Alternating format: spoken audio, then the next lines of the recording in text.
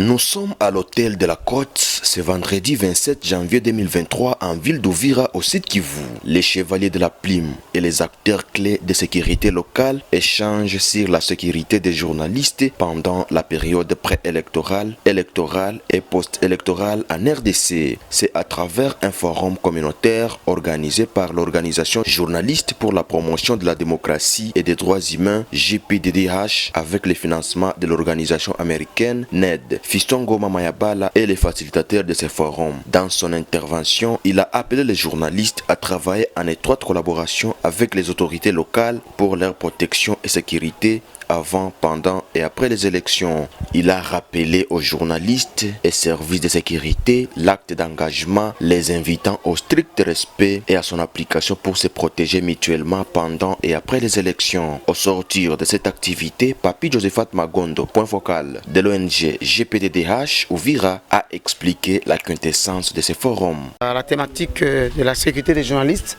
avant, pendant et après les élections, échanger pour voir comment les gens seront sécurisés à une bonne collaboration avec les autorités locales. Nous, à notre niveau JBDH, nous avons aimé par rapport à ces échanges. Le FAC a été flexible avec les participants.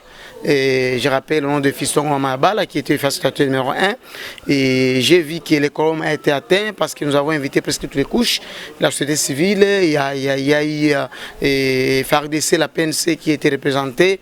Et aussi presque tous les médias étaient représentés. Donc nous, à notre niveau, nous avons aimé parce qu'on a été satisfait des réactions des journalistes qui ont soulevé beaucoup de problèmes qui sont sur le terrain par rapport à la récolte et la diffusion et surtout ils ont soulevé que les autorités de la RDC avant les élections, pendant et après, ils doivent laisser la libre expression des journalistes, ils doivent avoir l'accès à toute information sur le terrain et aussi à la CENI. Ce que moi j'ai appris, de faciliter, de donner rapidement les cas d'accréditation aux journalistes pour qu'ils fassent un bon travail avant, pendant et après les élections.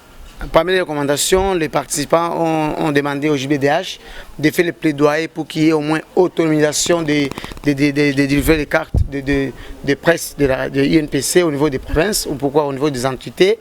Et aussi, les participants ont recommandé au JBDH de pouvoir organiser ce genre de séances, de forums à répétition pour qu'il y ait au moins, avant les élections de 2023, qu'il y ait au moins une bonne collaboration entre journalistes et autorités.